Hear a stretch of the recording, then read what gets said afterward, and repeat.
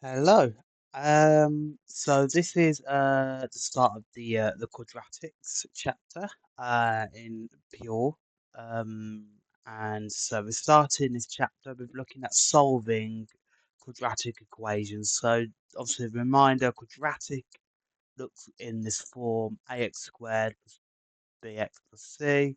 So for example, if we have 3x squared minus 6x add 8, that's a quadratic, okay?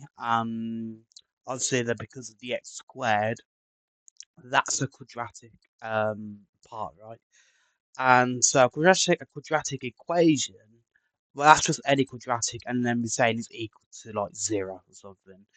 And so when we are solving an equation, we're asking what values of x can we plug into this expression, this quadratic, such that we get 0. Okay, and that's what we're going to investigate. We're going to look at solving, so finding the values of x that uh, that give a certain equation, right? So in example here again, if we want 0, what values of x would give us 0? And that's essentially what this whole section is looking at. It's a very important section. Solving equations is quite important, especially when we look at later on. We look at modelling and real life scenarios, stuff like that, where solving equations gives us an important piece of information for a real life problem. So yes, that's what we're going to look at today is techniques for solving them. And so the first one is actually factorization, which we looked at factorizing quadratics in the last section. So we basically can apply what we've already known. So let's just jump in an example then. So looks for example, part A, we need to solve x squared minus 2x minus 15 equals 0. And we can try factorization. So again, let's factorize the quadratic. So how are we going to do that? Well, uh, we first need to look at the constant, so the number at the end, right? With nothing, with no x involved, it's just a number, right? Minus 15. So we need two numbers that times together to get minus 15, and add to get this minus 2. Okay, so the coefficient on the x. Okay, so we need to time to get the number at the end, and add to get the coefficient. Okay. Cool. So then again, the easiest way to consider this, if we go just to recap from last section, we need to best way to consider the factors of 15. So that'd be 15 and 1. Do they add or take away to get 2? And no, because we would only get 16 or 14, right? If we add or take them away. Um, Okay, I'm not considering negative at the moment. It's fine. I'll just want to consider, just any difference or addition of the two factors that get me two in some way. Anyway, okay, so 15 and 1, and then what's the other factors? 3, so 5 and 3, and yes, we do. Because if 5 take away 3, we get to 2. And so then to adjust for the negatives, well, we need to times these two numbers to get minus 15. So one of them has to be negative, but also we need to add them to get negative 2. So that means the bigger number, the 5, has to be negative, such that if we add them, we get negative, right? So minus 5 adds 3 is minus 2. And then we times them, minus 5 times 3 is minus 15. So that is our factorization, right? Those are the factors we want. So if we factorize just this bit then, that would be equal to x minus 5, x plus 3. Okay, and that equals 0 again. So I've literally just put that expression in, this quadratic expression, and I've factorized it. Remember, recap, we looked at it in the first section, but when we looked at algebraic expressions, we looked at how we could factorize quadratics. So we get to this expression then. And so what this is saying is, bear in mind there's a hidden multiplication. So I'm multiplying these two expressions together. So basically, I'm saying I'm multiplying two numbers, A and B, because these are numbers, right? X is just a number, right? So we've got two numbers and that had to equal 0, right? Well, the only way you can get 0 if you multiply, think about multiplying anything. is if one of these numbers, at least one of them, is equal to 0. So if any two numbers A and B, if AB or A times B equals 0, that has to mean that at least one of them must be 0 for that to happen. So either A is 0 or B is 0, right? So if we multiply two numbers and it's 0, well, one of the numbers has to be 0, right? And so that in the mind, right? So if we're multiplying two expressions of two numbers together in like the two factors, like here, and that equals 0, well, at least one of them has to be 0. Okay. So that means either x minus 5, the first factor, equals 0, or x plus 3 equals 0. Okay. And so these are our two solutions, our two possibilities. So x minus 5 is 0. Well, if we just solve that, well, add 5, that means x is equal to 5, or x is equal to minus 3. And those are our solutions, right? And it's a solution because if we then do a check, um, okay, well then if we plug in these two values of x, so x is 5, into x squared minus 2x minus 15. So if we substitute 5 in, that's going to be 5 squared minus 2 lots of 5 minus 15. Well, what's that going to be? Well, 5 squared is 25. 2 times 5 is 10. So minus 10 minus 15.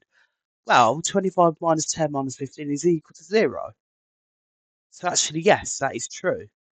So we get a 0. So that is the solution. Remember, that's the value that if I plug into the equation, it is true. Okay, so I get 0. And then I could do the same for x is minus 3. So minus 3 squared minus 2 lots of minus 3 minus 15. And that's going to be, well, minus 3 squared is 9. Positive, because remember, negative on negative, positive. So 9 minus 2 times minus 3, again, that's plus 6.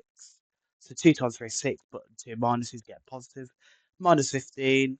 Well, again, 9 plus 6 is 15. Take away 15, you get 0. So again, these two are correct solutions. And these are the only solutions, right? Because they're the only factors. So yeah. And in general, this checking tool is quite useful to check that you got the correct solution.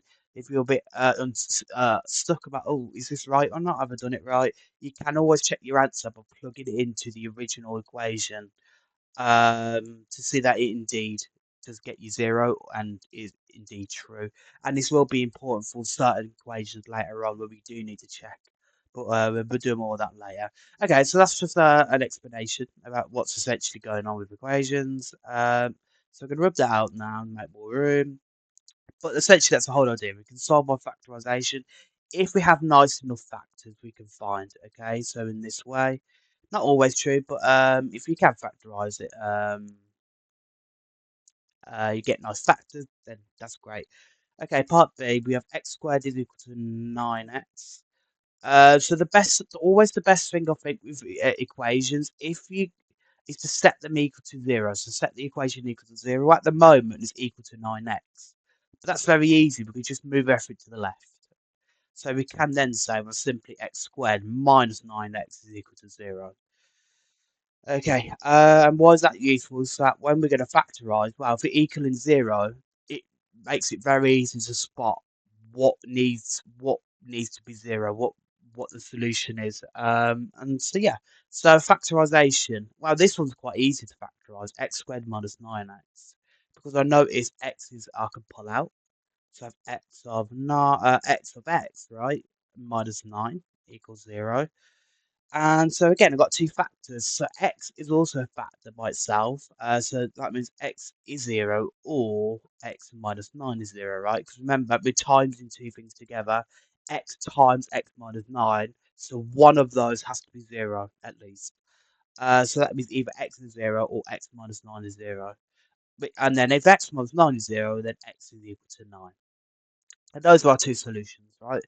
Um, and yeah, if you were to check that in again, plug that into the original equation here, you would indeed see that it would match up and it would be true. Okay, part C, we have 6x squared plus 13x minus 5 equals 0. Again, we can factorise, even though, well, it's a bit trickier this time because the x squared as a number in front, we have a 6, okay? So remember, we need to adjust for that by instead of considering minus 5, we need to consider two numbers at times to get minus 30, which stems from 6 times 5, okay? So times minus 13, we're going to add to 13. Well, again, the easiest way, because we're times in, what are the factors of 30? So 30, well, it's either 30 or 1. If you take or add them away, 31 or 29, that doesn't get us 13. Okay, then what about 15 and 2? Actually, yes. Because I notice if I take them away, 15 take away 2, I get 13.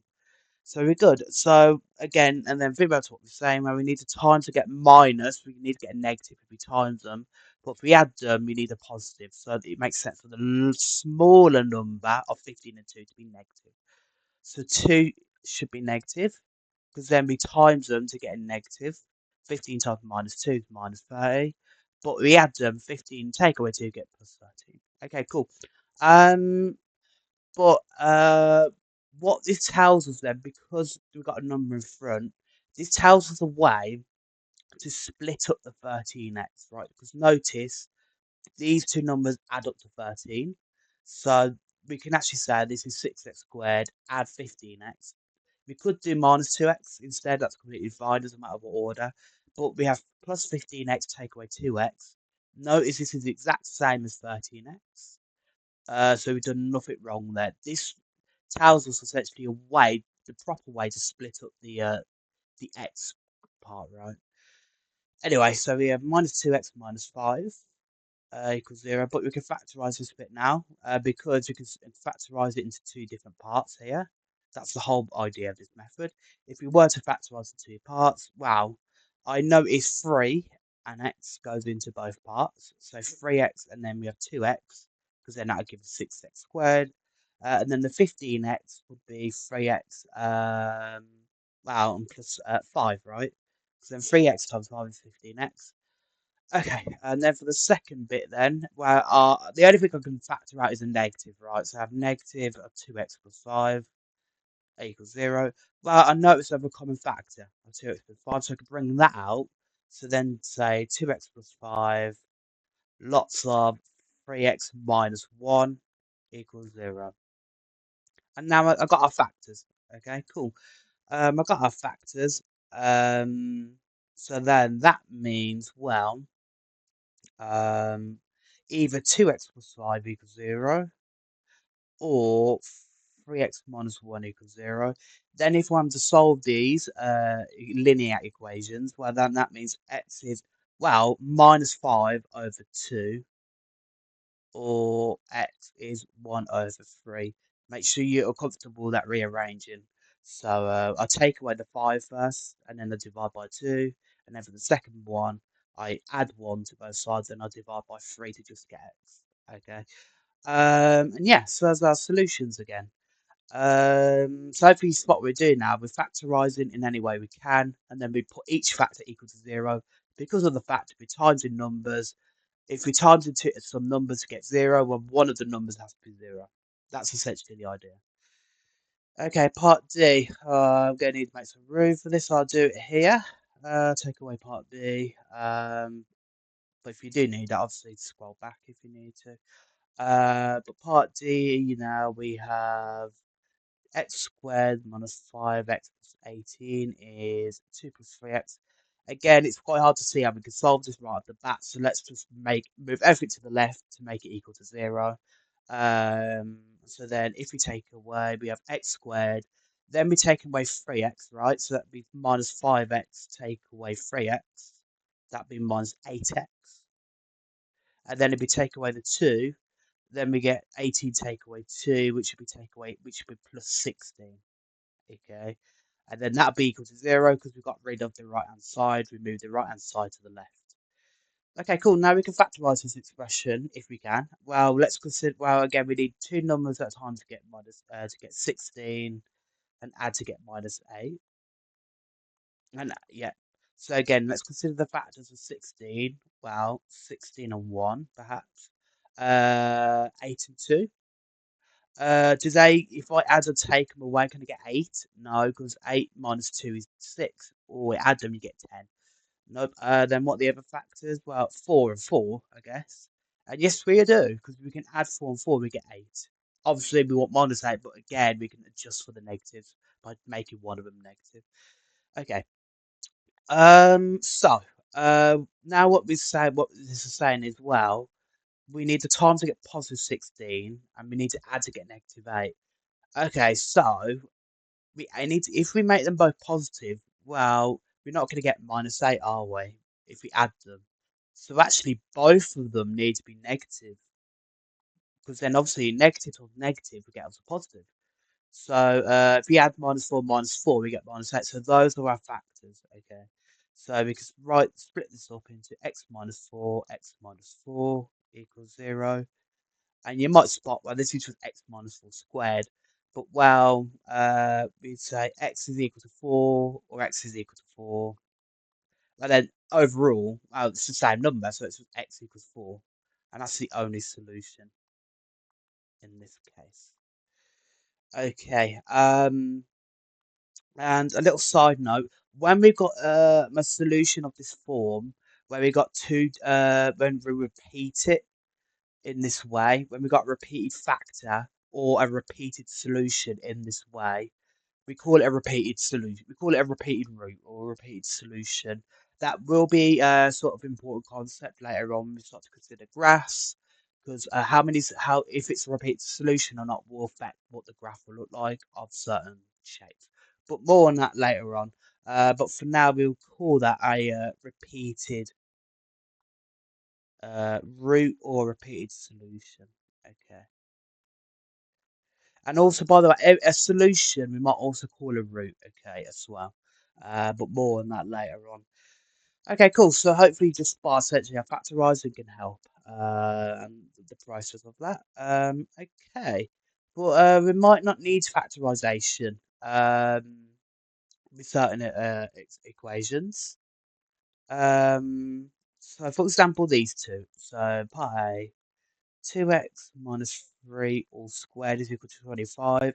Now, you could expand this bracket out to get a quadratic, but I think in this particular case, it's a lot easier because this is saying if I set u, for example, as 2x minus 3, well, this is essentially saying u squared is 25, right? Well, I should know how to solve this, right? Because then u is plus or minus the root of 25. Okay, why am I doing plus or minus? Well, this is saying we want all the solutions such that if I square a number, it gets me 25. Well, first of all, root 25 is 5, so this is plus or minus 5. Well, 5 squared is 25, clearly, but also minus 5 all squared is 25, okay? Um, so when we're solving, we want every single case or possibility such that we can solve it. Okay. So well, when we just want to find the root 25, for example, I've discussed this last section, but I'll go over it again very quickly. Root 25, when we only want the positive case. Okay, we're not solving anything here. We're just evaluating. We just want what this goes to, which is fine. We want a single number. But that's equal to 5. But when we're solving, so if we in this particular case, if we want u squared is 25, so we want to find the numbers u. When we square it, we get 25. Well, it turns out it's not just positive 5, but negative 5 as well. So solving, we want every single case, not just one number. Okay, so that's important that we have a plus or minus here. Okay, so plus or minus 5 is u. Um, But u is not x. We're solving for x, remember, because we want to plug in a value for x, not plug a value for u in. So, well, all we can do is, well, if u is equal to this, well, then u is 2x minus 3. So then 2x minus 3 is also plus or minus 5.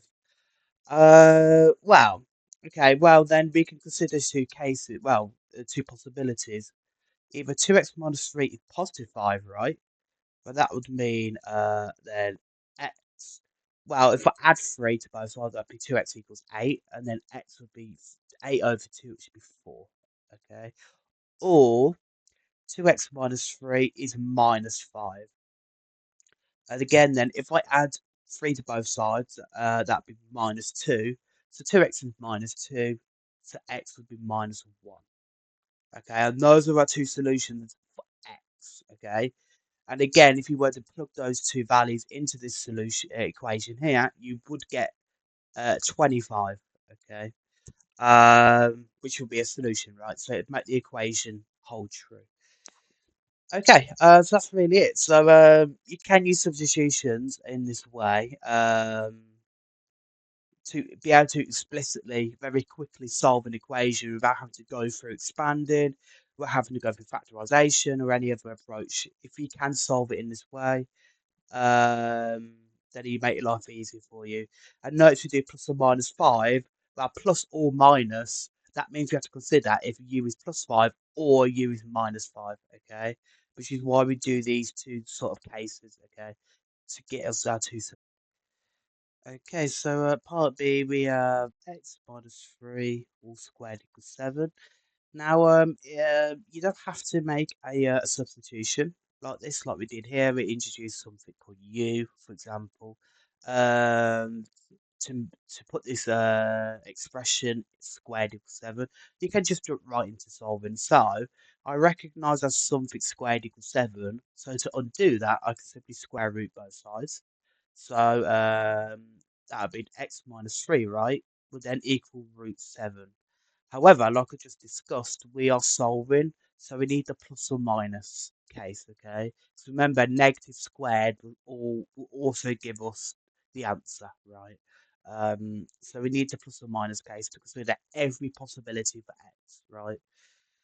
Okay, now we jumped into this. Hopefully you can see why we've done that. Just square rooted both sides and then accounted for plus or minus. Then I can simply add 3 to both sides. So that would be x then would be simply 3 plus or minus root 7. And that's our solution. Okay. And yeah, that's really it. So x is either 3 plus root 7 or x is 3 minus root 7. So that still gives us two solutions. Okay. We either do 3 plus 7 root 7 or 3 minus root 7. And you can see it's a lot cleaner, it's a lot easier to do, quicker than expanding and then rearranging, simplifying, rearranging, and then solving by factorizing. And we might not be able to factorize anyway, but being able to spot ways of solving like this more quickly will help us um, tackle later on questions. Okay, cool. So that's that, but we can also use the quadratic formula. So you should remember from GCSE, if we have a quadratic equation, again, uh, in this form, then we can say the solution x is directly, well, minus b plus or minus the square root of b squared minus 4ac all over 2a. So remember, a is the coefficient of the number tagged to the x squared, the b is the number tagged to the x part, and c is just the number at the end on its own with no x involved. Okay, and so for example then, we can solve 3x squared minus 7x minus 1 equals 0 by the quadratic formula. Okay, so again then, if we were to read off the coefficients here and here, well, clearly A would be 3, the number there, B would be minus 7, and C would be negative 1. And now we've got our value, we can simply plug that into this formula here, but then X then would be minus of minus 7, plus or minus square root of minus 7 all squared, minus 4, lots of A, which would be 3, lots of C, which would be minus 1, all over 2 times 3. And then you could use your calculator here. Obviously, every paper you have a calculator, so you can do this. So put it on the calculator. So firstly, let's have minus 7 plus, let's do the positive case, so plus root of -7 all squared, -4 times 3 times -1 all over 2 times 3. And actually you get 7 plus √61 over 3. And that's what the calculator gives you. And Yeah, so when you got an answer like this, it looks a bit ugly, but it's the nicest way we can write it. As ugly as it looks, it's the nicest way we can look at it without having to do any rounding or converting to a decimal. And the problem with that was round and use decimals. This number probably might go on forever, right? It'd be an irrational number, obviously because we've got a third. Okay, remember link back. Thirds are irrational, so they're ongoing forever, and that means we cannot write down all the digits, right? So instead, we can just give the representation, the exact, what we call an exact answer, um, which means we don't have to round or cut anything off. So it's the nicest way we can write down the whole answer in its entirety without having to put decimals in. And yeah, so we can leave it in this form here. But that's one of them. So that's plus root 61. Then if we do the minus, what x would instead be, if we put that into your calculator and put -7 minus the square root over 2 times 3, instead you get 7 minus √61 over 3. And that's our second solution. Okay. And yeah, so that's basically the quadratic formula. Not much there. Yeah, like with GCSE, you would be expected to remember this. You will get given a formula book, so make sure you do remember it. Or that again from GCSE, hopefully it should be in your memory. But yes, so we can also use the calculator to solve any quadratic equation. That's the beauty of this formula. We don't have to worry about factorising. We don't have to consider the factors. Maybe we can't find a nice factor. There might be a decimal solution, like here, for example. We have an ongoing decimal. We would not be able to factorise the quadratic in this case, so we would have to look for a different method. And the quadratic formula helps with every single quadratic you can think of. So it's a nice direct way of solving. Um, and yeah, that's essentially another method. But talking of using the calculator, your calculator for the A level uh, also will have a quadratic solving capability. So this is sort of the calculator you might have in the exam, right? Um,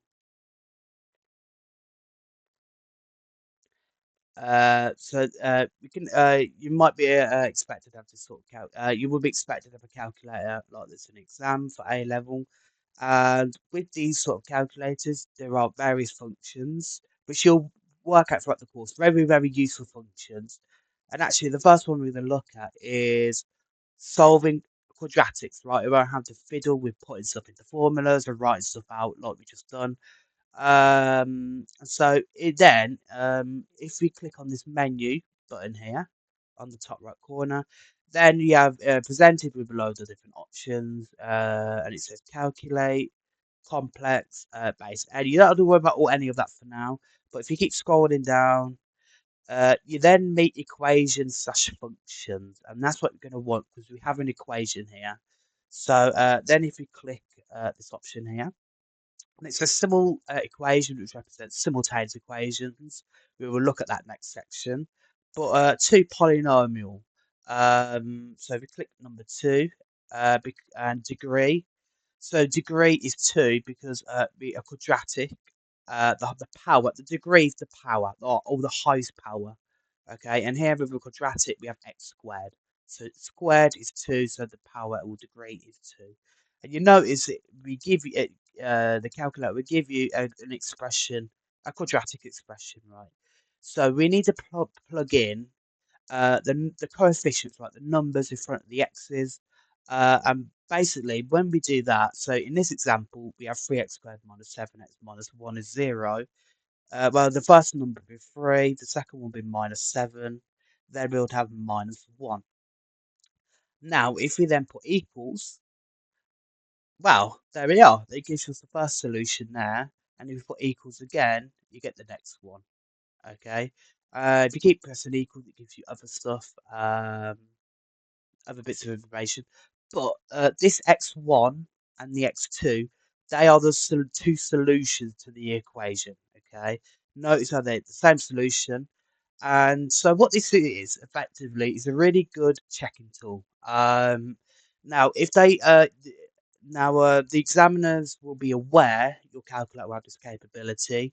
So either they will either just ask you to write down the solution. Obviously, you can use a calculator to just get the solution straight away, or they might ask you to show how you get the solution. So that's where you have to use algebra. That's where you have to use factorization or formula or other means to actually show how you get it. Okay, it depends how the question is laid out.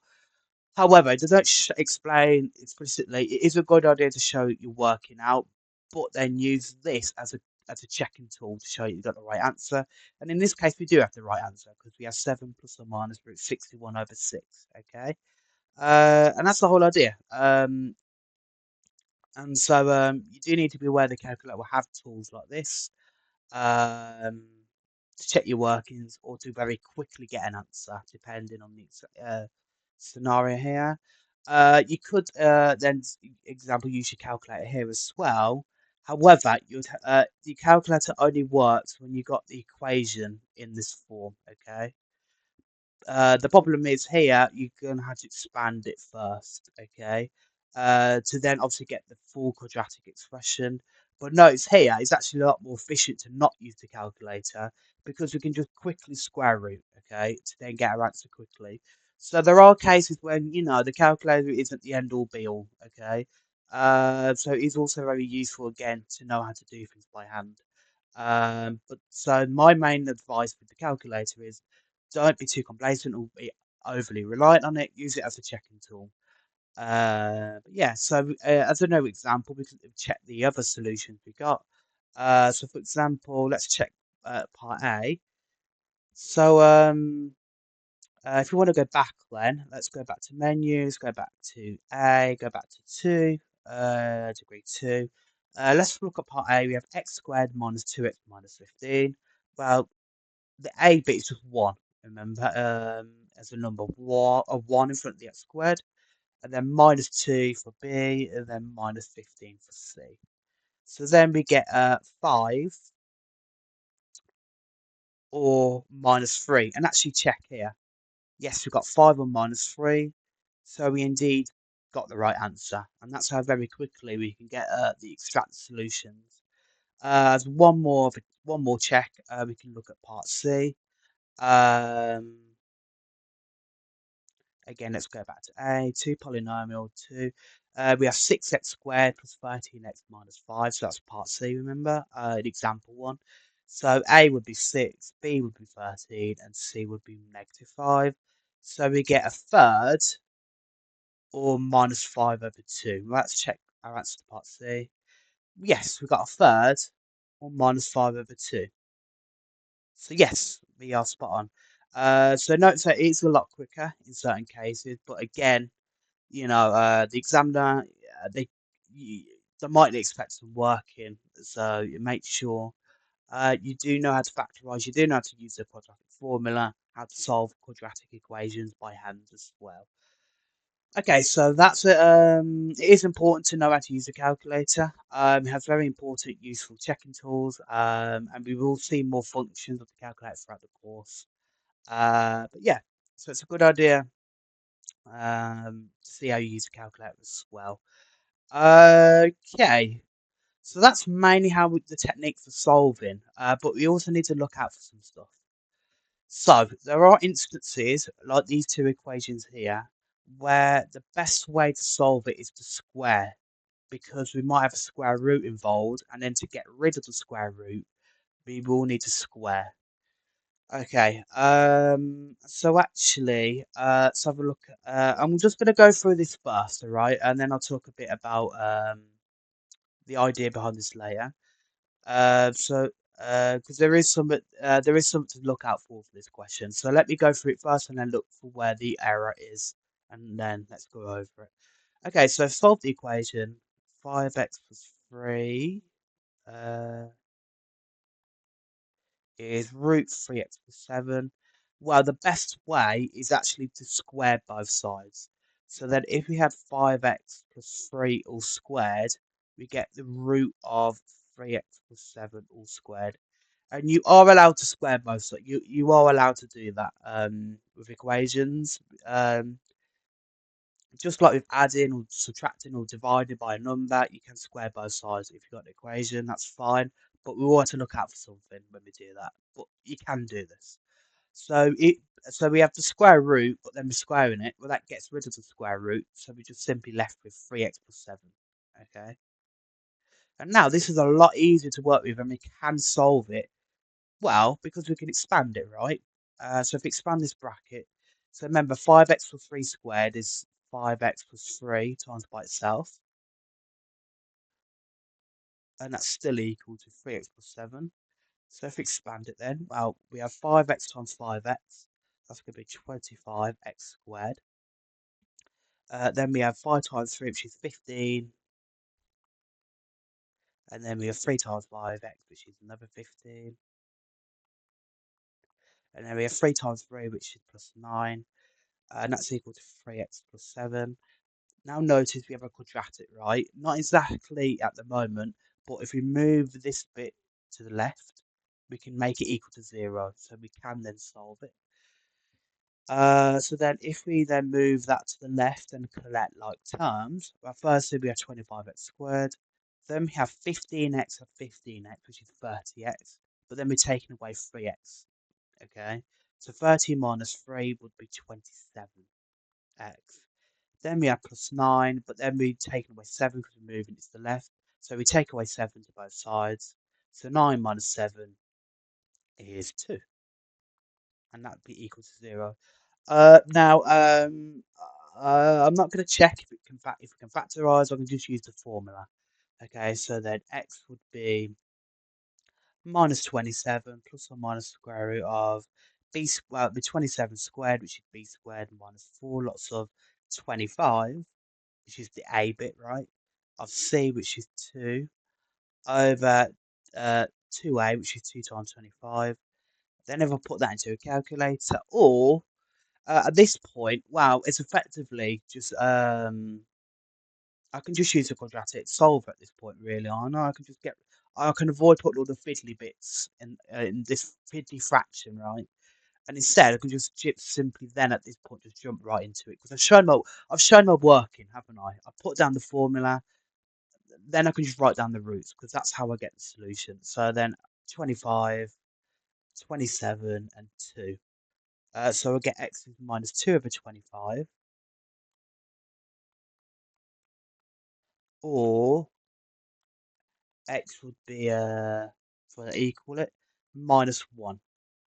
Okay. So those are two solutions. Now you might think, well, yeah, two solutions, cool, a quadratic. So we expect two solutions. However, we originally didn't really start off with quadratic, did we? We had like a linear equal to a square root. We don't necessarily have two solutions to the original. What we've done here is squared it. So we might have potentially added a wrong solution. But let me check.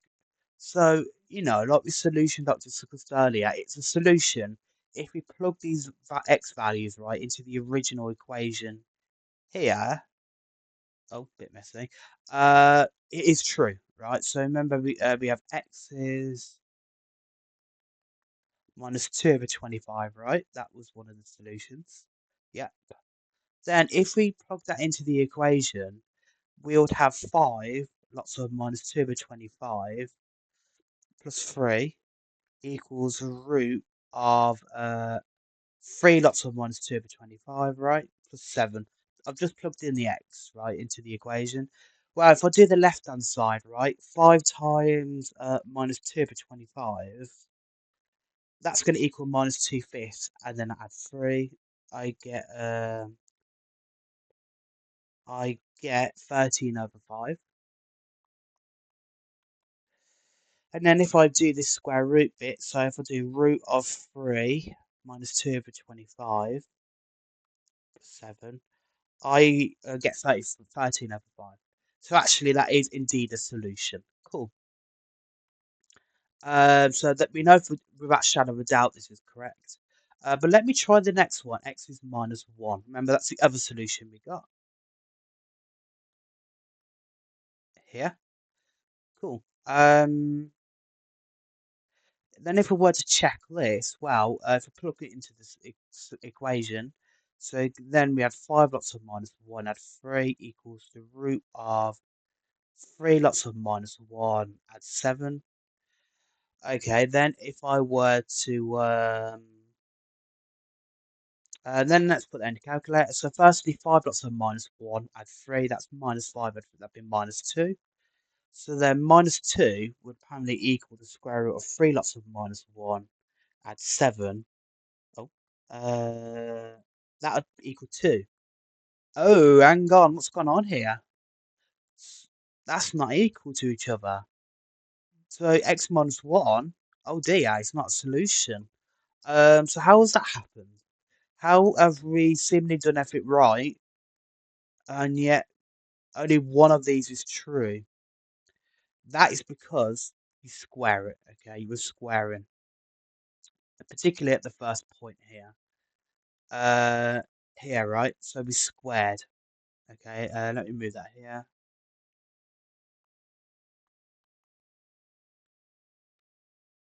And so what happens when we square? We may introduce we may introduce an extra solution, okay? Because of the fact we're squaring, we might get from, for example, a linear to a quadratic. So remember, a linear equation like 2x plus 1 equals 3. For example, you're only ever going to get one solution, right? Whereas with a quadratic, you're always you're going to get two solutions, right? Most likely. Um, so that means we've gone from 1 to 2 solutions. So squaring it to raise the power. We may introduce an extra solution. And this extra solution uh, may not be correct. Okay, when we plug it into the original quadratic. So actually, this x minus 1 is an extra solution. What we call this is an extraneous solution. That is an extra solution that may be incorrect uh, when we plug it back into the original equation. Okay. So what that means is, and the reason for that is because again, originally we're saying, for example, the left hand side, which is like A, for example, that equals the right hand side equals B. That's what we're solving, right? The values of x such that the left hand side is the right hand side. That's essentially what we're doing. But to do this, we then say a squared is equal to b squared. Okay, we squared it. Now what happens then is we are solving a squared equals b. We're solving this, right? We're solving the squaring. Okay, because then we get a quadratic, but then we solve the quadratic, we get two solutions. Great. So that's what's solved. But then we're basically saying, can we go back to then get solve the original equation? Because remember, we're solving for the left hand side is the right hand side before we square anything. But actually, in general, when we have two numbers a and b, when we square them, it's not particularly true that if we then square root both sides, we then get a is equal to b because of plus or minus, okay? Because if we have a squared equals b squared, well, again, remember when we're solving, we need to account for all cases. We need to account for plus or minus. So again, root a squared is root b squared, cool. So then a is equal to b, but actually a would be plus or minus b. Okay. So actually, we're not. Uh, we need to be careful because we're adding an extra solution. We add in like plus or minus b, but actually we just want a equals b. Okay. So we might be adding an extra solution. What we call this is an extraneous solution. Okay. So when you are squaring in this case, for example, primarily to get rid of the square root to make it easier to solve, you need to. We might have added, might not always. We'll look at another example in a minute. But we might not always, but we might be adding an incorrect solution, an extra solution which we call an extraneous solution. Okay, so which comes from the fact that essentially we're squaring. And so when we're squaring, we do exactly the same thing. Like I said, we can square it, we can solve in the exact same way. Done nothing wrong there. But all you need to do as the last step is to check all your solutions. Okay, because there might not be one of them might not be correct. But we are allowed to do this, right? We're allowed to square. We're allowed to then get a square root. We are allowed to get a quadratic. We're allowed to solve it.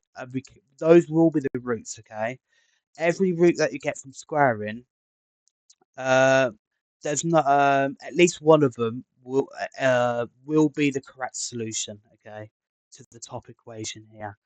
It's just that we might have had an extra one. We won't miss any solutions. Don't worry about that. Every solution to here will also be a solution when we square it. Okay, that's why we're allowed to square to solve, because we will still have the correct solution amongst us, right? When we square it, so I'm not missing anything. It's just that we will be adding something. Okay, we need to check for the added answer. Okay, that's all we're doing. Okay, but we are allowed to square. We can solve it because that still get us the correct solution. But we might have an extra solution. That's what I'm saying, right? Okay, so that's essentially the idea, right? If I get rid of this, we can look at this example then to see what I mean. But essentially, we do exactly the normal procedure. We can square it and then solve the quadratic as usual. But we just need to check our answer to check for an extraneous solution. Again, this comes from squaring. So again, I have x is equal to root 8x minus 15. I can't really think of a way to solve that, right, as it is. So I can get rid of the square root by squaring both sides. So x squared then will be 8x minus 15, right? I squared it to get rid of the square root. What I've then done is opened up a possibility for an extra solution. But I won't worry about it just yet. Then let's solve it as usual. Then I can say x squared minus 8x plus 15 is equal to 0. Okay, just exactly like a normal quadratic, like we saw earlier. Typical quadratic equation. Then we can solve that by quadratic formula, for instance. So x would be minus 8 plus or minus the square root of minus 8 all squared minus 4 lots of 1 of 15 over 2 times 1. And then you can put that in the calculator. I'm going to get rid of this.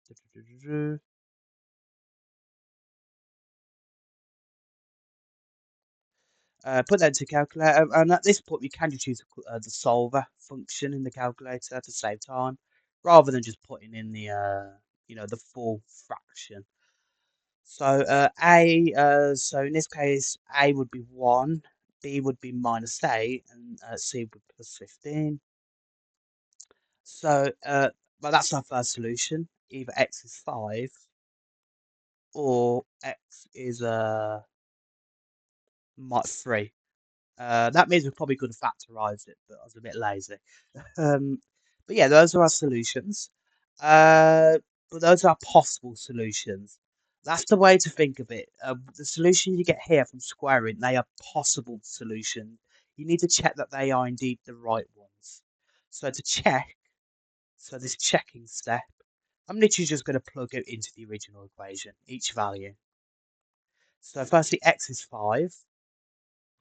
Well, then x is equal to root 8x minus 15. So I'm saying 5 is root 8 lots of 5 minus 15. So that means 5 is equal to, well, if we put that in the calculator, root lots of 8 times 5 minus 15, I get 5. So yes, cool, that is true. So x is 5 is a solution. Then I'm going to check x is 3. So then 3 is going to be the root of 8 lots of 3 minus 15. So that's going to be 3 equal. Put that into a calculator, and I get 3. So actually, in this case, all of them are correct, and that's great. Um, so like I said, they are possible. There might not be an error in a solution, extraneous solution, sorry, but you need to check. Okay. when you are squaring to get rid of a square root or anything like that, if you are squaring both sides to solve it, you do need to. You can solve it in the exact way, which is square it. That's fine. You can solve, but at the very end, you just need to check your answer essentially, because there might not one of them might not be right. Like we saw in part A, x minus 1 was wrong, but this was right because we checked afterwards. And in this case, both x, so then at the end, if we say x is 5 and x is 3 are, are solutions, or are the solutions actually.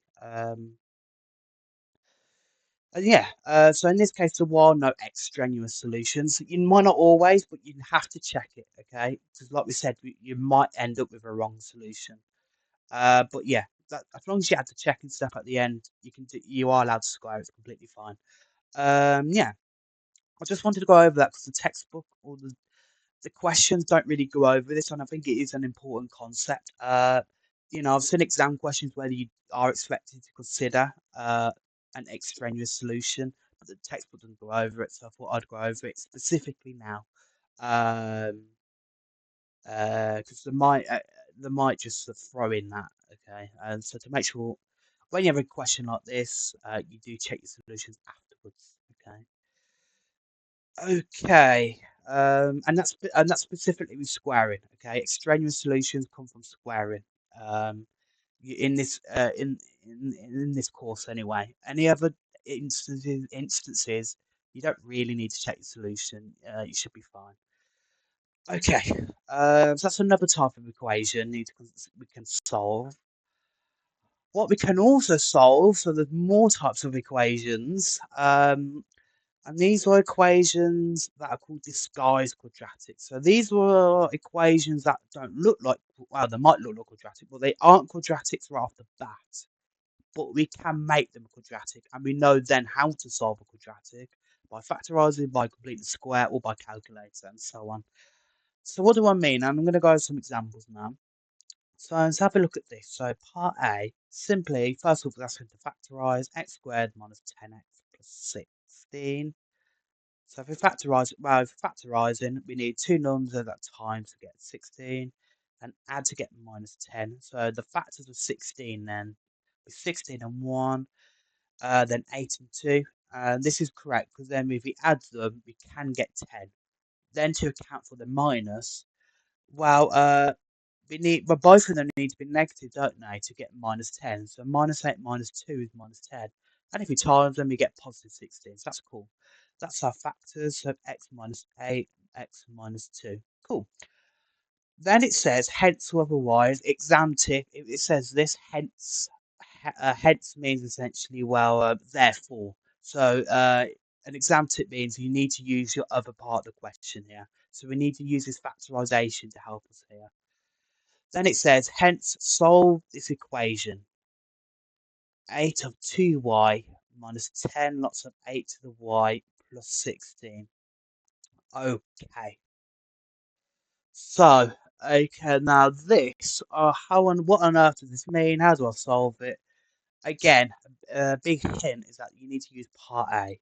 Well, part A is about x squared minus 10x plus 16. Okay. But that's not really what we've got in part B. Where's the x squared? Where's the 10x? Where's the 16? Well, actually, hopefully, when you do stare at it, you do notice how the coefficients resemble it. So minus 10, I have minus 10 here, plus 16, plus 16. And I guess I have a 1, I guess. So actually, the quadratic, it kind of is like the quadratic we had in part A. But I had this 8-2y, 8y. I mean, what's that doing there? And so this is where we can get creative with our indices laws. Well, notice 8 to the 2y, we can write as 8 to the y squared. Because then remember the power law, a to the m, a bracket raised by another power n, we times them together. So we can write write this 8-2y as this bracket here. So 8y squared minus 10 lots of 8 to the y plus 16. Well, hopefully then if you stare at it, Well, well, isn't x just 8 to the y? If I plug in x in place of 8 to the y, well, 8 to the y squared, well, that's x squared. And then 8 to the y is x, so minus 10 lots of x plus 16. Hang on, isn't that exactly the expression in part A? So actually, yes. So then this is what we call a disguised quadratic. This is how we, this equation we can make into a quadratic uh, by often making a substitution, right, to make it very clear that we can turn it into a quadratic like this, okay? This is a quadratic expression um, because way we can transform it into a quadratic in this way. Okay, so over time, you will hopefully get comfortable with spotting that. But yeah, hopefully that is sort of clear now. Now, to use our answer to part A, we need to solve it, but we know we can factorize it and solve of the factors, right? So, for example, here, part A, if this is equal to 0, then x is 8 or x is 2. Okay, remember looked at that earlier, how we can factorize to solve. Well, if we did the exact same way, but clearly x is just 8 to the y. If I literally just replace that in that bracket in part A, well, that means instead of x minus 8, I have 8 to the y minus 8, or 8 to the y minus 2 equals 0. Okay. So then that means 8 to the y equals 8, or 8 to the y equals 2. Okay, that's just reading off the brackets, right? So each bracket could be equal to 0, and that's what I've done there. Okay, well, I'm solving for y. So how can I solve this? Well, this goes back to indices then. So for the first thing, for the first equation, either 8 to the y equals 8.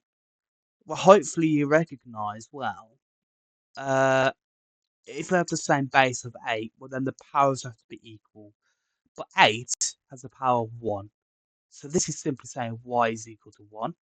And there we are, so that's our solution. Or we have 8 to the y equals 2. Now these are different numbers, 8 and 2, but we can make them the same number because I recognise that 8 is 2 cubed, right? So then 2 cubed y is equal to 2. But then if then remember the power law, we can times them. So 2 to the 3y equals 2 to the 1. Remember that means 3y is equal to 1. So then y would equal a third. And that's our other solution. Okay, so hopefully you might not fully wrap your head around that. It's quite an abstract thing, quite a weird thing, but hopefully you can make sense of that. And we're going to look at more examples now. Quite a crucial topic. Again, the textbook doesn't go over it that much, so I'm going to do that for you now. Okay, let's have a look at another example then. So I really think it's the best way of learning maths is look at examples, someone going over it, and then hopefully you understand the idea, right? Okay, so let's have a look at this one. Exam question. Not a bad one though. So it says using the substitution u with root x. So substitution again means obviously just plugging it in. Plug in root x for u. Anyway, so we have 6x plus 7 root x minus 20 equals 0. Um, okay. But it's told us actually, it's helped us out here. It said u is root x. Okay, well, if I plug root x for u, well, then I have 6x, add 7u minus 20 equals 0. Okay, that's a bit nice. I've got rid of the square root, but I have x and u's together. I need it to all be just be one variable, one letter. Okay, but actually, notice I can get x as well. So then if I square both sides, I get u squared as x. So then actually, I then get 6u squared for x plus 7u minus 20 is 0. And so now notice I've got a nice quadratic. Okay. And notice that again, Like this isn't particularly, this wasn't explicitly a quadratic equation, but we made it into one. Okay, just by using a substitution, right, to make that clear, of how we jumped from it. Okay, and that's the whole idea. These sort of equations, they can be made into a quadratic, and we know how to solve a quadratic, and then we can get back to the original solution. That's the whole idea. So then if we solve this again, perhaps by formula, a bit lazy to factorize. So u would be, well, -7 plus or minus the square root of 7 squared minus 4 lots of 6 lots of minus 20 over 2 times 6. I put that into a calculator again. I can put that into the quadratic solver. So here, then if we go back, menu, part A, polynomial 2. Well, A is going to be 6, B is 7, C is minus 20. Then I get, well, U is 4 over 3, or U is minus 5 over 2. And just to echo what I said earlier, this will be the same solution if you use the formula, but the calculator has its tool to solve it directly, quickly. So I'm just saving time by essentially not plugging in this massive fraction into the calculator.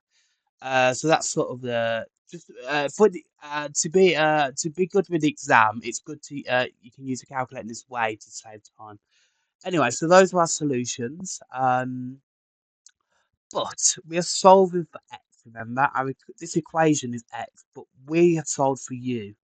To get back to x, well, we're just going to bring the substitution back in, right? So I'm going to say, well, u is root x, well, then that means root x then, to get back into the x world, if you will, back in terms of x. Well, root x is 4 over 3, or root x is minus 5 over 2. And then we can solve these, right, fairly easily by then squaring. So then x would be simply, well, 4 over 3 squared, which would be 16 over 9. Or x would be, now let's think about this though. Let's think about this. Well, you might say, well, x is the square of minus 5 over 2. Well, that'd be 25 over 4. However, this is where, again, now you need to consider if it's actually correct or not. Because I'm saying the square root of a number is getting a positive, is a negative. But we discussed earlier on and in the last section when we looked at indices and fractions and thirds. For any number, we square root it, that has to be positive. Okay. If you get a negative, that cannot happen. If this is a negative, then something's gone wrong. Okay. So actually, that cannot be true. Okay. Because think about it. This is saying as well. If I have a number and square it, I get a negative. But we know that two negatives. So either the number's positive or negative. But for square positive, I get positive. But for square negative, I also get a positive. Negative of negative positive. So there's no way on earth that this a square root uh, can get a negative, right? So this is not correct. So this is not a solution. Okay, we cannot solve this. So the only solution stems from this part here. So simply x is 16 over 9 only. Okay. And yeah. Um. And I guess just as a reminder, last thing with this, don't do plus or minus 16 over 9. Okay. Plus or minus comes from square rooting. Okay. But when we're squaring in this way, then we only just square the number here, 4 over 3 squared. Okay, we don't tack on plus or minus because we're not square rooting, we're squaring. Okay, if you were square rooting, then again, yeah, we'll consider numbers. For example, -3 and 3, they both square to get us 9. Okay, um, but if we were to but if we're squaring in this case, then we don't want negatives. Okay. And there we are. So that's our solution. Um, and that's it, really. That's the only. That's how. That's actually the solution. So hopefully, again, you can see what we've done there. They've made it a bit easier for us. They told us how to make it into a quadratic by using this substitution. But hopefully, spot that it is a quadratic. Okay, and then we used our knowledge of quadratics to solve it, and then I've reintroduced. I brought back in the x. Again, using u is root x here, and then I can solve it for x on its own. Okay, and there we are. Cool. So even though we can't find a way to solve this directly, I can make it into a quadratic, then solve it in that way. So again, we can use quadratic equations that we know and love to solve other related equations by turning them also into quadratics. Okay, I want to practice some more on this because it is quite. I think it's quite a hard topic, and so I think it's good to have more practice in. So let's have a look at part A. We have x to the 4 at 7x squared minus 18 equals 0. Okay, well, this should resemble quadratic, right? Hopefully you recognise that as something squared, something on it. I have an x squared, right? But I know it's x to the 4 is x squared squared, right? So something squared, something x, and then a number equals 0. I have it like a quadratic, but not exactly quadratic. But to make that really clear, to help, I can just say u to make a substitution. Well, what would it be? U would be x squared, right? Because then I want this bit to just be x or u. Okay. So if I just want it u, then clearly this bit has to set to be u, which is x squared. Then if I bring that in, well then x to the 4, well that's x squared squared, right? Remember then u squared, if I square both sides, that'd be x to the 4. So then that's u squared then as 7u minus 18 equals 0. And now, hopefully we've got quadratic, which we know how to solve quite easily. Okay. Um, okay, now I'm gonna check. I'm gonna solve it by factorising this time to practice. So I'm gonna make some room here. So I want some time to get minus 18 and add to give 7. It might not factorise, I'm not sure, but we can check. So the factors of 18 are 18 and 1, 9 and 2. Yes, this is good because 9 taken with 2 will give us 7. So if we factorise it then, well, either well, it'd be u plus 9, well, hang on, I want, hang on a second. I need to consider the negatives, don't I? So I want a negative. So I want one of the numbers to be negative, right? But I need a positive. I need them to add to positive 7. So I'm going to do the negative 2 to make the smaller one negative. Because then 9 minus 2 is positive 7, and every time they get negative. So that's our factor. So u plus 9, u minus 2 equals 0. And now, just like with factors earlier, at least one of them has to be 0. So u plus 9 is equal to 0, or u equals 2. Or I guess u minus 2 equals 0. That means u equals 2, or u is minus 9. So those are our two solutions, but again, that's for u, not for x. To bring back into x, well, I'm just going to bring back what we substituted in. So if u is x squared, but then x squared is minus 9, or x squared is 2. Okay, so let's have a look at this one. Well, again, it's the same problem as last time. I have something squared, but it's equaling minus 9. How am I squaring a number getting the negative? So that cannot happen. Okay. And again, if you were to try that on your calculator, if you did root minus 9, you'd get an error. But hopefully you can spot. Kind of like the last question.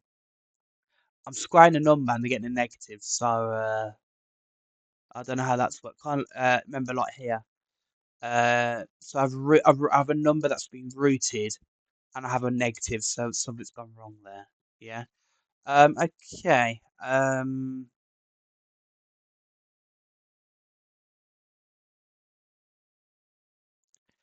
But then this next solution then, x squared is 2. Well, that is fine. We have a positive. So then x then, if we square root, x is plus or minus the root of 2. Again, plus or minus because if I'm square rooting, I need to account for plus or minus because of the fact that minus squared is also positive as well. And those are our two solutions. That's it. Cool. Then part B. Now, you can also solve sort of indice equations, so equations with indices, rather than just powers. Not the same thing, but rather than not having x squared, but basically the base is the variable. Now we can look at the variables, the index as well. Uh, we already looked at example earlier, didn't we? Here. We can also solve equations with indices as the power. Okay, let's have a look. So part B, we have 9 to the x minus 28 lots of 3 to the x plus 27 equals 0. Okay, well, how would we solve this? Well, we can't really solve it directly at the moment, but we can, again, by trying to transform it into some sort of quadratic. So again, the tip is probably to find a substitution. However, it's not clear what the x squared is, right? We might think 3 to the x is uh, our u, right? It could be right. However, it's not really clear what u squared would be. Well, u squared would simply be 3 to the x all squared, right? If it was the case. But that would be 3 to the 2x, right? Um, but can that be 9 to the x? So actually, hopefully you recognise, and again, this is the key idea with these sort of indice problems, is to write every index as the same base, right? So here, 3 and a 9. I know that 9 can go into 3, right? I know that 9 is 3 squared. So if I bring that in, 9 to the x is 3 squared x minus 28 of 3 to the x plus 27 equals 0. Cool. Well, actually, that is the same as u squared. That's the same as 3 to the x squared. Because then, actually, if I'm quite clever, I can actually switch the 2 and the x around and then say 3 to the x squared minus 28, 3 to the x plus 27 equals 0. Okay. And now I directly can see I have 3 to the x squared, which is u squared, minus 28 lots of 3 to the x plus 27. And now this is a quadratic expression very easily that I can solve by now you saying, well, if you use 3 to the x, then u squared minus 28u plus 27 equals 0. So we're good. So now this is a quadratic we know how to solve. So again, my factorising, so 20, we need to add times the minus 20, 27 and add to minus 28. So the factor 27 and 1, well, that's already it, because if I add them, I get 28. Then to account for the negative, well, they both need to be negative, right? Because then if they're both negative, minus 27 minus 1 is minus 28. If I times them, I get positive 27 because they're both negative. So those are our factors. So I have u minus 27, u minus 1 equals 0.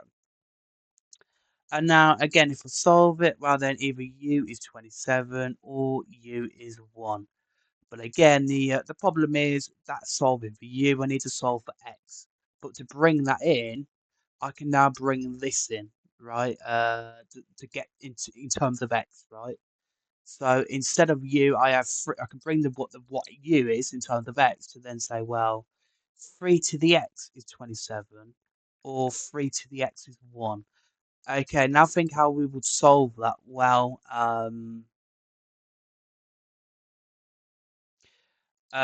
we could spot that 27 is it's 3 cubed, isn't it? But then clearly x is 3. If you read off the powers, right? or 3tx is 1.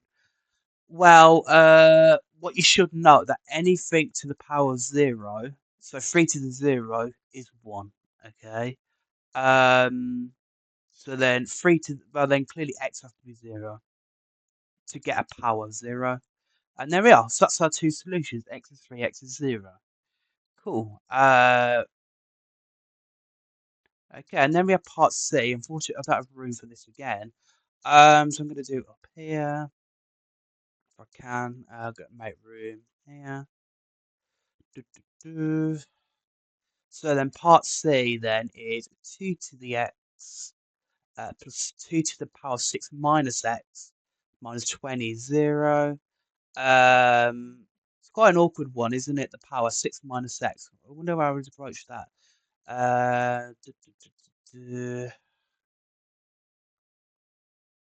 Let me just, okay, so let me just write this down here. So part C, we have 2 to the x plus 2 to the 6 minus x minus 20 equals 0. Again, again, we have an index and a sort of index equation, right? So again, I kind of want to make the powers, the base the same, but they're already 2, okay? So again, the best step probably is to just get a powers of x on its own. So instead of 2, 6 minus x, I just want a power of like x or minus x on its own, right? No adding 6 to make it really clear what to substitute in. Okay. But to do that, well, I should recognise that this power law, that a to the m times a to the that's not in a to the n times a to the m. They have the same base with times together different powers. Like add the powers. What that means is I'm kind of adding a power. I'm adding 6 and minus x. So I can say that this is 2 to the x times 2 to the 6 times by 2 to the minus x, right? But I can evaluate 2 to the 6. 2 to the 6 is, well, 2 times, 2 6 times. So that'd be 2, 4, 8, well, I could just put on a calculator. 2 to the 6 is 64. There we are. So 2 to the x plus 64 times 2 to the minus x. Or I could just say 64 lots of 2 to the minus x minus 20 equals 0. Okay, well, it's getting a bit closer now. It's a bit cleaner than it was, but but again, it's a bit tricky to see what the normal, I guess, power is that I need to substitute it in. Again, I could perhaps say use 2 to the minus x, but if I square it, u squared, well, that'd be 2 to the minus 2x. I can't really see how I'm going to get how that would go to 2 to the x. What that'd be like 2 to the minus 2 to the power of x.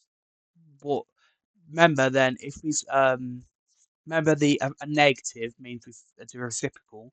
That's 1 over 2 squared. It should be 4. How on earth are we going to get 2? We can't get 2 to the x from that. So actually, we need to think of another way. But we are gonna consider the negative, I think. So so this isn't a quadratic expression yet, but we need to transform it to something else. And the way is to actually deal with the negative, right? Because if I have 2 to the x here, I have a positive power, but I have a negative here. So to make it a positive power, well, it's reciprocal, right? So it's going to be 64 over 2 to the x minus 20 equals 0. Okay, hopefully you recognize how we got to this. Remember, 64 of 2 to the minus x. Uh, remember, 2 to the minus x is 1 over 2 to the x. So that's 64 times 1 over 2 to the x, which is 64 lots of 2 to the x. Hopefully you can spot that. That's just in the index laws. Okay. So that's okay. Now, again, now that we have a fraction, to get rid of it, well, we could just times both sides of the equation by 2 to the x, right? And that will mean we get rid of the fraction because we have then 64 over 2 to the x times by 2 to the x. They cancel. And remember, we are allowed to times both sides of an equation by a number. That's what we're doing. We are allowed to do that. So we've done nothing wrong there. So we have 64 on its own, because then we have 64 of 2tx times 2 to the x. The 2 to the x are cancelled, as you've seen. So now we need to times the other stuff by 2 to the x. Well, 2 to the x then, here, times by 2 to the x.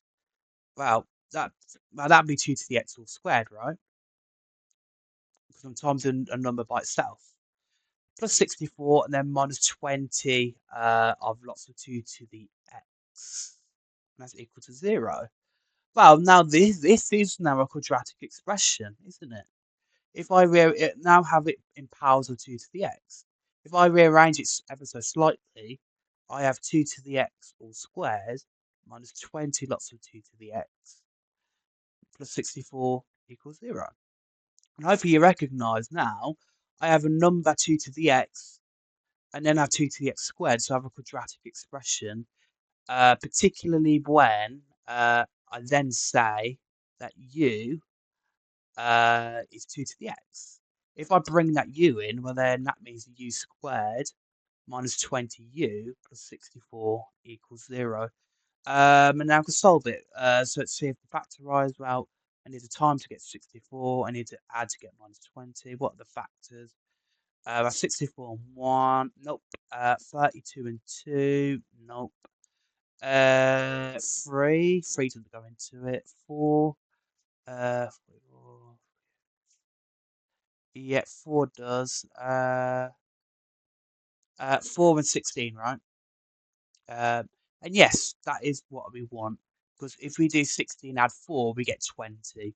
So then to account for the negative, of which of these numbers is going to be negative? Well, both of them, because we need to, because minus 16 minus 4 will get us minus 20, but then if we times them, we get positive 64.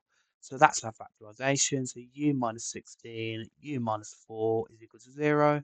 So that means u equals 16 or u equals 4. Okay. Well, that's solving for u, but we need to solve for x. So again, we're going to bring this substitution back in. So I'm going to then say 2 to the x is equal to 16, or then 2 to the x is 4. Well, then, again, we can solve this by just converting to the same base of 2, the same number. Well, 16 is 2 to the 4, right? Because 2 times 2 is 4, times 2 again is 8, times 2 again is 16. Or then 2 to the 4, 2 to the x is 4, but then 4 is 2 squared. But then if we read off the powers, well then x is simply 4, or x is simply 2. And there we are. That's our solution, right? That's it. And so yeah, so that's basically here to describe quadratics, right? I tried to pick a lot of examples. These probably will be quite difficult at first to get your head around, especially at the start of the course. But yeah, hopefully you recognise what we've done there. So we transformed it into an equation by making a substitution. By spotting, I have something. So for example, part B here, I had 3 to the x here, then I had 3 to the x squared. That is a quadratic expression, right? So then I could make it into a quadratic directly, as we did here, and then solve it, and then I could bring it back into x, and then solve that for x. Okay, so yeah, so that's this guy's quadratic. I wanted to dedicate it because, like I said, it's not in the textbook or anything like that. So I thought I'd go over it specifically because they do love asking these type of questions with disguised quadratics. So it's important you know how to do them. Okay, so let's look at an exercise then. So firstly, an exam question on this topic. Find using algebra. So that means you can't use a calculator, just write down the solution. So you need to show you're working. All real solutions to the equations. But firstly, 16a squared is 2 root a. Okay, so how are we going to solve this? Well, it's going to go back to squaring both sides, isn't it, to get rid of the square root. So if I square it, I then get, well, 16 a squared all squared is 2 root a all squared. Well, then if I then square this bracket, well, that's 16 squared, which is going to be put that in a calculator. 16 squared is 256, and then a squared squared is going to be a to the 4. Okay, and then 2 root a squared. Well, that's 2 squared, which is 4, and then root a squared is just simply a. And now, hopefully, this is a lot easier to solve, because if I move the 4a to the other side, 256a to the 4 minus 4a equals 0, I can factor an a out. So then I could say, I could factor a 4a out, actually, because 4 goes into both of them as well. Because then 256 over 4, well, that's 64, because 64 times 4 is 256. And that's a cubed, because I factored an a out, minus 1 equals 0. And now I can solve both factors, right? Both parts. So that's either 4a is 0 or 64a cubed minus 1 equals 0. So that means a cubed is 1 over 64, right? So added 1 then divided by 64. So a is just the cube root of 164. 1 over 64, which is going to be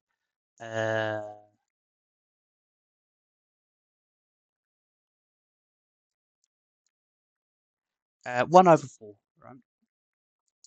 right? No, also to note, it's not plus or minus because it's not a square root. Okay, it's a cube root.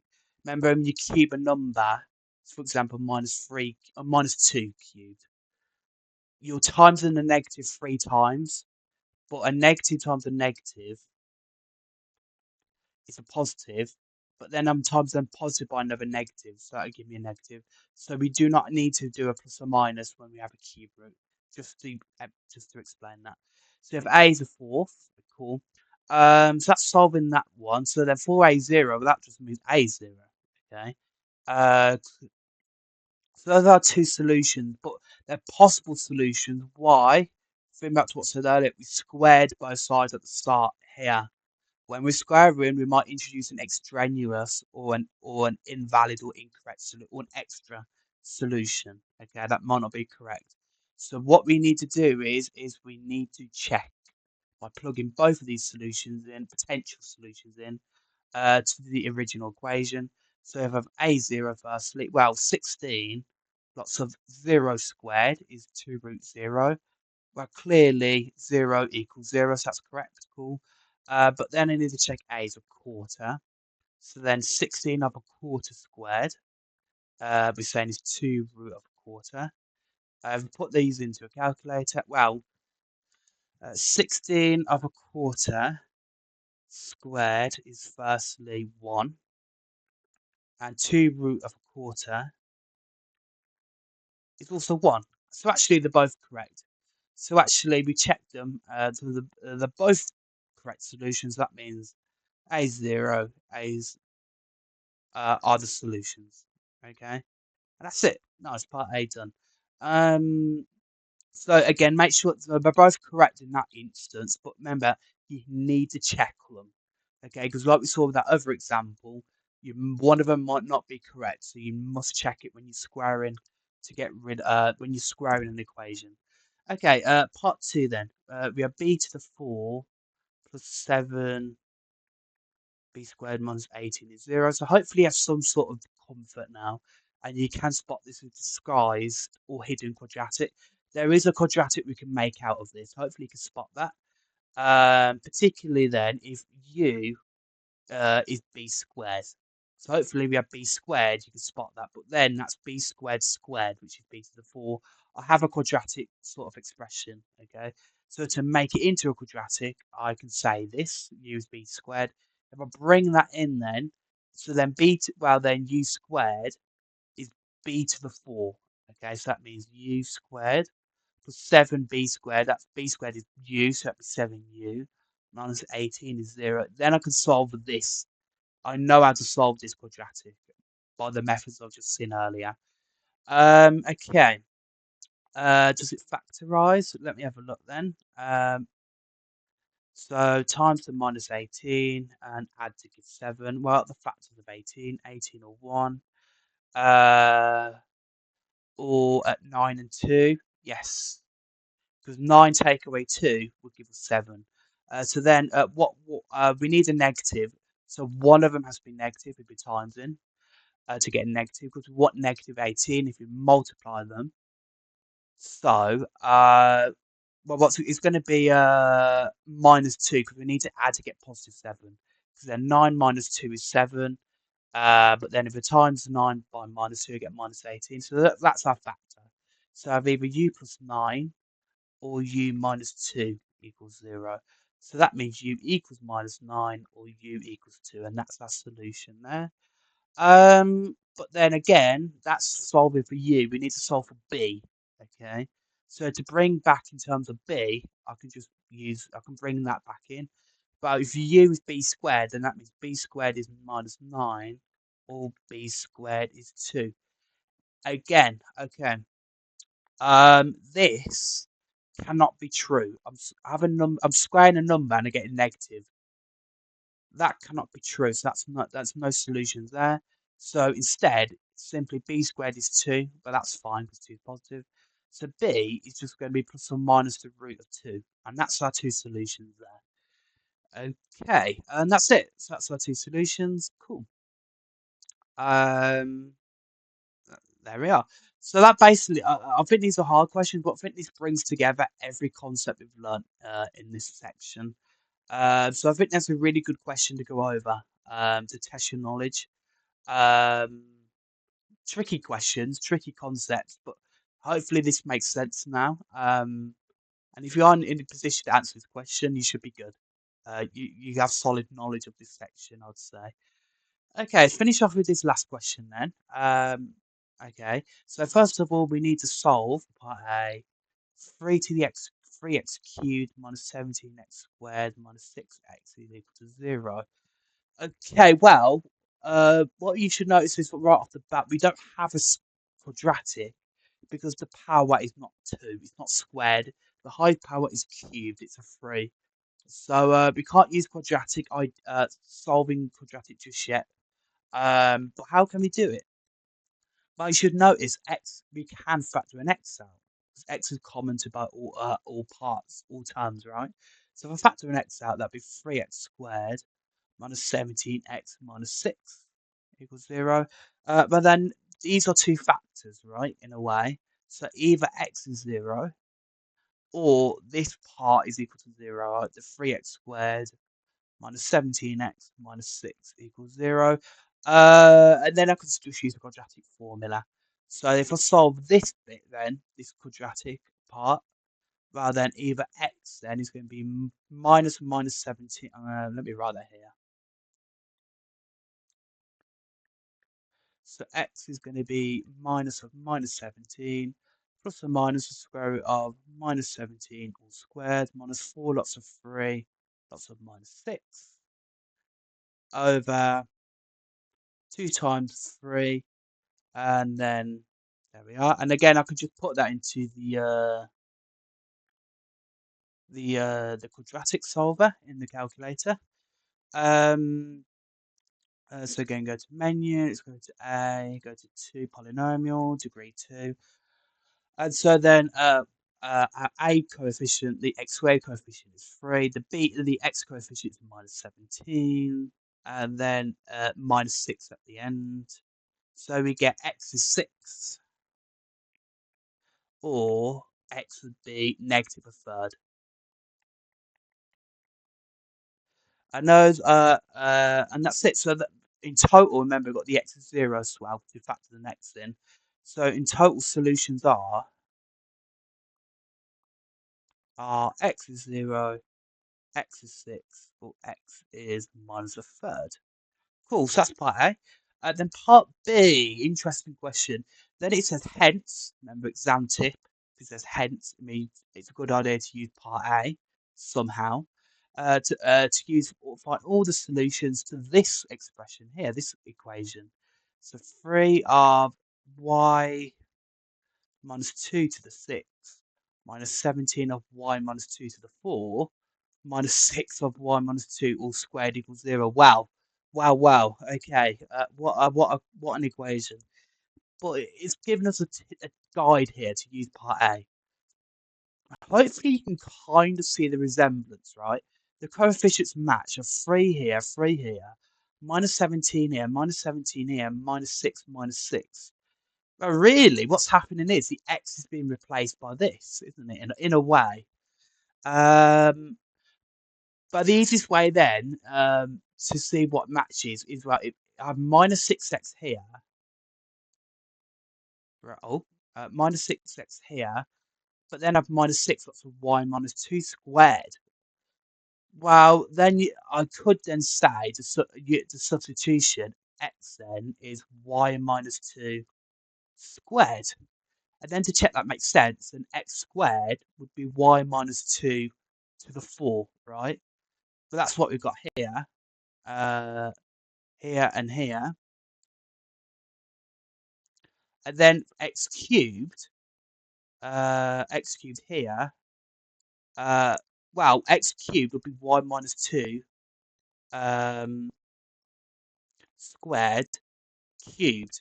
And then remember, if we have a bracket raised to a power, we can times the powers together. So then that'd be 2 times 3, which should be 6, which is y minus 2 to the 6. Yes. So actually, it matches. X is y minus 2 squared would be how we can transform or match the equations together. So actually, then it kind of like what we saw earlier of disguised quadratics, right? Disguise. We can then use the substitution and find a way of turning this complicated equation, right, in part B to this equation in part A. So then if I draw that in, well then if x is 1 minus 2 squared, well then 3x cubed, right, minus 17x squared minus 6x is 0. But hang on. Okay, so I have this quadratic expression here, but I solved this in part A, didn't I? This was the exact same quadratic in part A. So,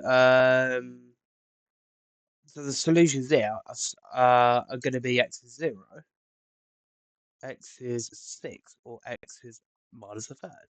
Remember that was here in part A. Okay. So now we got this is solving for x. So then to solve back for y, well, I could just bring in what we substituted here in, right? So if x is y minus 2 squared, well then y minus 2 squared would be equal these three values. So x minus 2 squared first equal be 0. But then y minus 2, if you square root both sides, well, it's plus or minus root 0. But obviously root 0 is still 0. And then plus or minus 0, well, plus 0 minus 0 is still 0. So it's just simply equals 0. But then if I add 2, then y is simply 2. So that's our first solution for y, not x. Remember, solving for y because our equation is in terms of y. For the next solution, well, 1 minus 2 squared instead would be 6. So then if I square root both sides, y minus 2 is plus or minus root 6. Then if I add 2, then simply y is 2 plus or minus root 6. Then for the third solution, the last value, either y minus 2 squared is minus a third.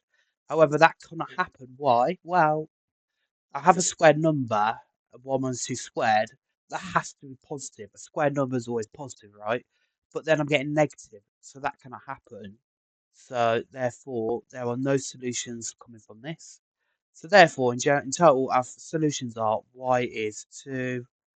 Let me write here. Solutions are y is 2.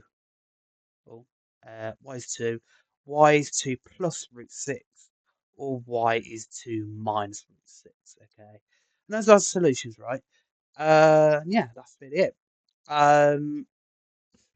So yeah, hopefully you got to get comfortable and grapple the idea that now we can solve even quite complicated equations like this.